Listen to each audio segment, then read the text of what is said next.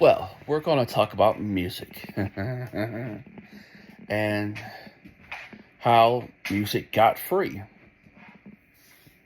I almost didn't watch the documentary.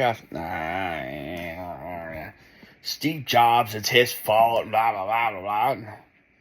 Funny enough, it wasn't. It was one man in Shelby, North Carolina. That's funny. And it seems to be, many of the people my age, we all remember back in 98, 99, when it was the big scene of downloading. You had fucking Kazaa, Napster, Kazaa Lite, BearShare. BearShare would give your damn computer AIDS like crazy. Napster wasn't too bad. But it's just watching that and I'm like, well, damn, it brought back a lot of memories. Because, everybody hit Napster like it was going out of style. But you know what? The biggest thing was most of the music that people got off Napster wasn't what you could buy in the store. It was the stuff you couldn't find, like Motley Crue's Black Widow, or some of the other things that they had done way back in the day before they ever got famous, that they handed out for free to here and there and everywhere. Now, here's the funny thing about it. This makes you wonder. Metallica's No Lace Without Leather, I think it is. Lars Ulrich himself admitted to giving it away before they were famous. So now my question is, because Metallica tried to sue people for that, so by him giving it away, how can you prosecute people when you was giving your own stuff away? Interesting how that is. But anyway, we'll talk about the documentary a little bit.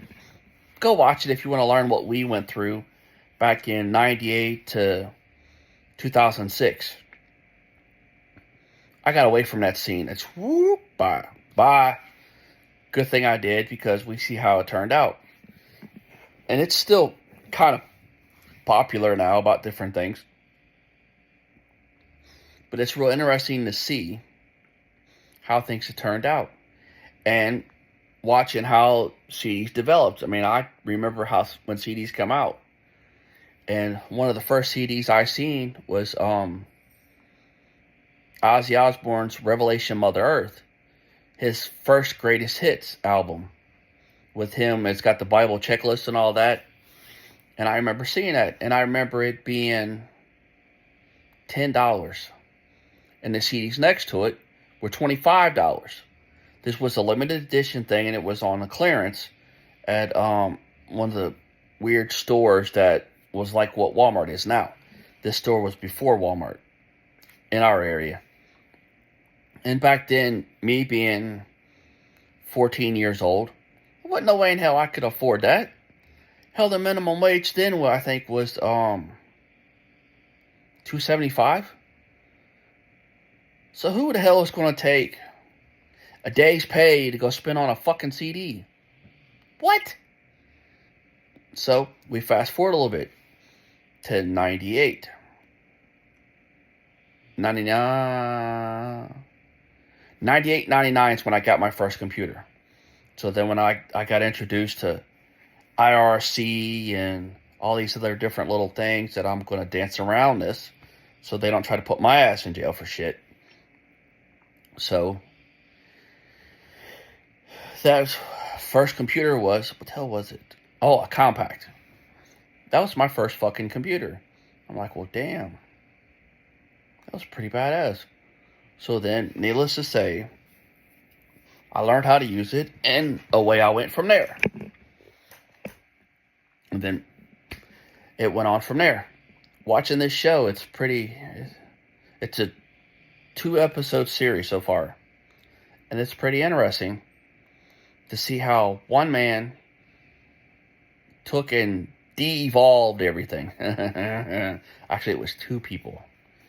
It was a guy named Callie and a guy named Dell. But I scratched my head about this. I'm like, wait a minute. It took you guys 10 years to figure out where it was coming from.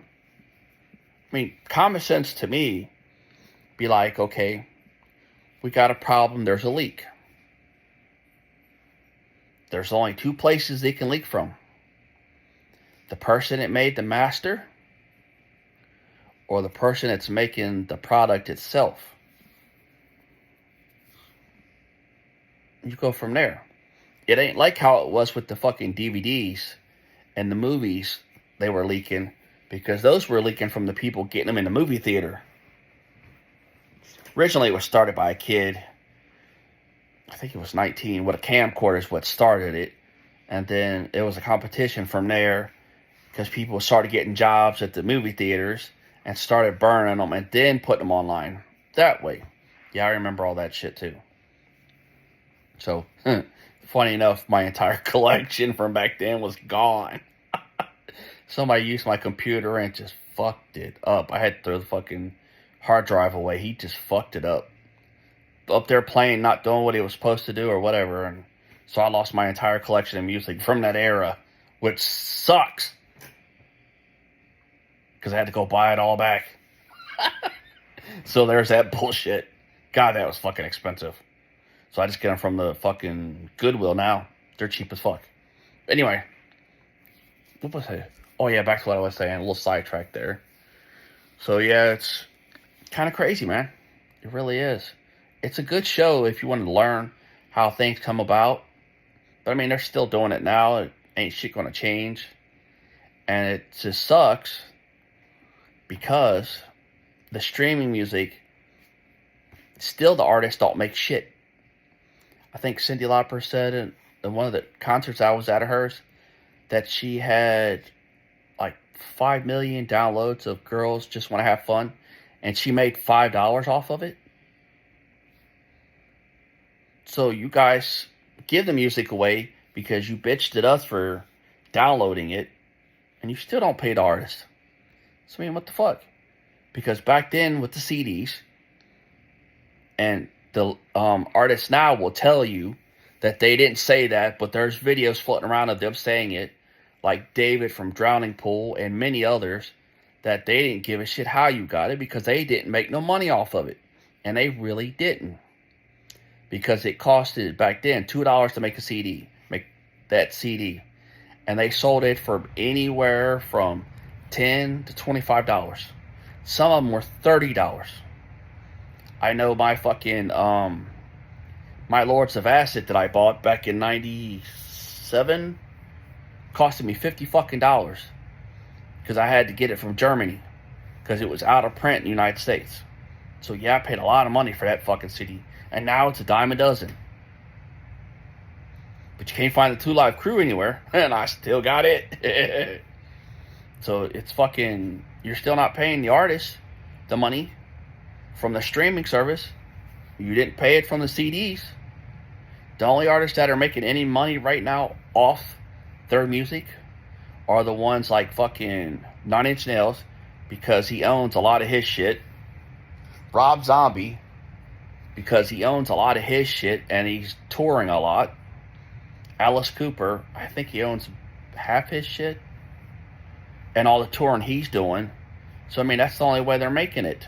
Those people. They're newer artists like Five Finger Death Punch and I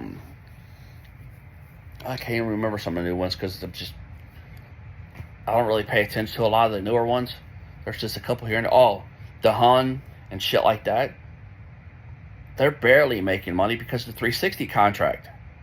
It went from one contract to now it's a 360 contract because of the technology.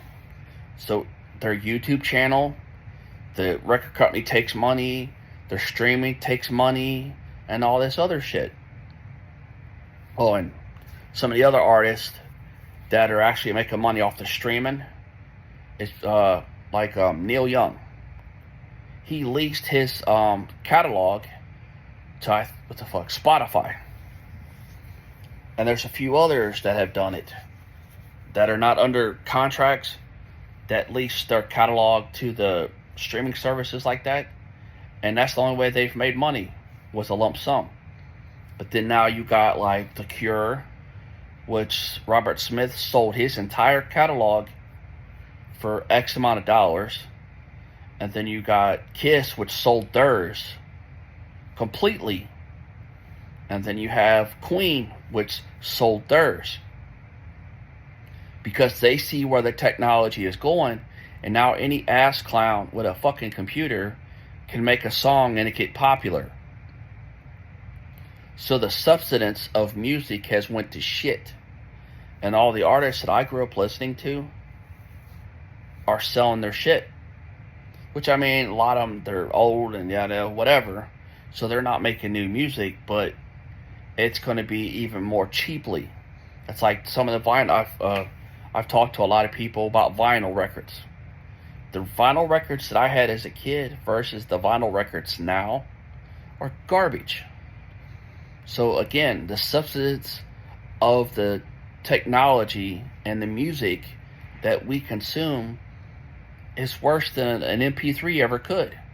And we were all worried about MP3s because of degrading from a WAV file, which even some of the ones that I have on my computer that I have the actual disc to, I have to erase them because they just degrade over time, and it just sucks. So y'all's generation consumes shit through like YouTube and Spotify and iHeartRadio and different things like that, because you don't have nothing tangible. And there's still a lot of my generation that still hold on to our CDs. I mean, hell, I got 1, 2, 3, 4, 5, 6. I got 50 records over there. And I'm in a process, if I can find it again, to get a 78 player that came with 50 records. Yeah, you got to go look that one up. That was way before my time, but I love fucking music in general. And just another funny little thing, music that's over 100 years old, there's no copyright. You can thank me later on that one. Then I got a bunch of, wherever the hell it's at, I got a box of cassettes. I think it's got 200 cassettes in it. That sometime or another, once I get this channel established, I'm going to start doing lives of just playing the different music I have.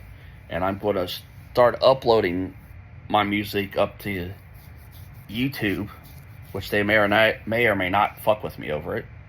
Because I know there's going to come a time to where I'm not going to be able to have all the stuff that I have because of what we're doing. And I got to be able to get it somewhere. And some of the music I have is so obscure that I just got lucky because we had CD Warehouse. So I found some of the weirdest, whacked out shit there was through CD Warehouse. That's where I got turned on to fucking Skinny Puppy. Where I got my... What's that? Where I got my Lords? No, I got my Lords of Acid from somewhere else. But Nine Inch Nails, City of Brotherly Love bootleg. That's where I got that from.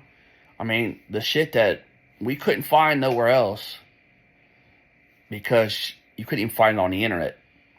We had places like CD Warehouse because someone took it and had it from somewhere. Hell, I had fucking a buddy of mine that had the fucking original copy of Home Sweet Home. That it wasn't called Home Sweet Home by fucking Motley Crue. It was called something different. And it was sounded different. But because the people he knew from California is how he got it. So, I mean, it's crazy that the technology is changing. But that's where we're at. And you also, when you watch this, stay your ass out of trouble.